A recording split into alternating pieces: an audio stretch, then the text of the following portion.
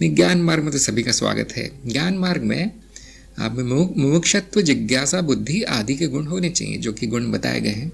और इसमें ये भी गुण बताएं कि आत्मनिर्भर होना चाहिए, स्वतंत्र होना चाहिए, आदि आदि। तो यदि उनकी जो निर्भरता है या परतंत्रता है वो साधना के बीच में नहीं आ रही है तो वो योग्य है। फिर अधिकतर स्त्रियां निर्भर हैं, परतंत्र है, लेकिन कम से कम इतनी स्वतंत्रता है कि वो 2-4 वीडियो देख के लेख लिख दें। कि ज्ञान मार्ग बौद्धिक है, इसमें और कुछ करना नहीं पड़ता।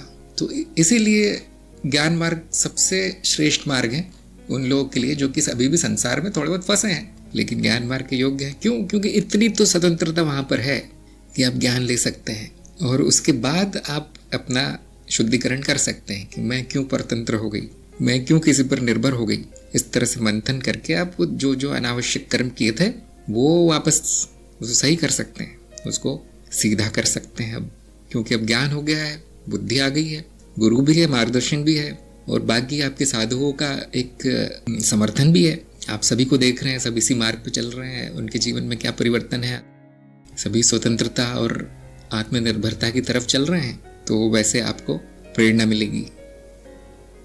लेकिन केवल इसलिए कि थोड़ी बहुत निर्भरता है मार्ग छोड़ देना ठीक नहीं है। कि हमें जो जीवन मिला है हमारे कर्मों के कारण मिला है इस जीव के, अब उसे स्वीकार कर लेने में ही समझदारी है कि जो भी किया है वो मेरा क्या हुआ है, अब उसके फल मिल रहे हैं। तो इसमें कोई बुराई नहीं है, कोई दुख की बात नहीं है कि आप उस जीवन उसको स्वीकार कर लें और बाकी सब प्रकृति पर छोड़ दीजिए, वो अपने आप ठीक होगा।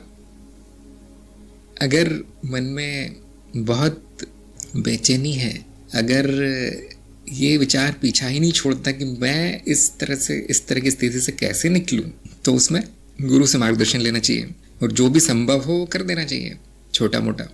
लेकिन एक चीज़ तो है, जिसने अपनी आर्थिक स्थिति खराब कर रखी है, जिसने अब दूसरों पर अपना जीवन निर्भर कर रखा है और जिसमें ये छोटा मोटा निर्णय लेने का भी साहस नहीं है, उसको ये मार्ग और अध्यात्म की चिंता छोड़कर पहले अपना जीवन सही कर लेना चाहिए।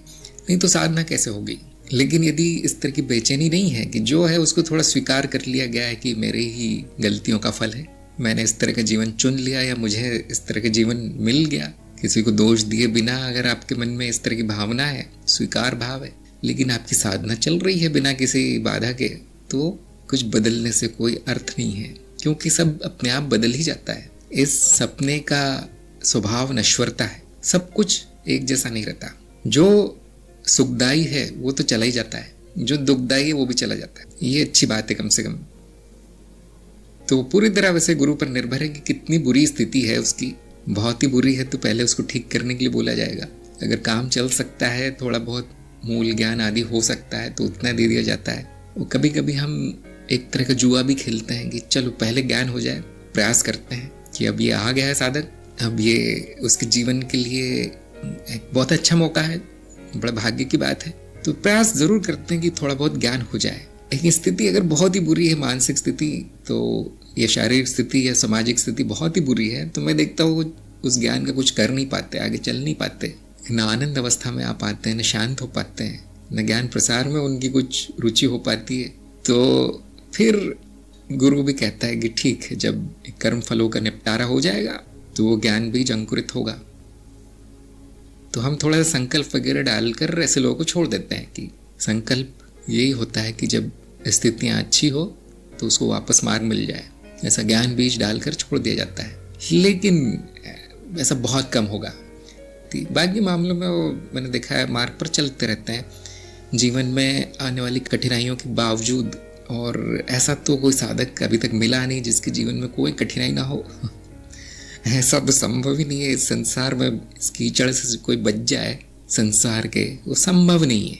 तो मैंने इतने गुण जो गिनाए हैं केवल जानकारी के लिए, नहीं है सब में, तो भी वो तो चल ही रहे हैं, कार्यक्रम कर रहे हैं, मार्ग पर चल रहे हैं। तो इसका सबसे बड़ा उदाहरण तो मैं स्वयं हूँ। सारे गुण दोष लिए मार्ग पर चल रहा हूँ।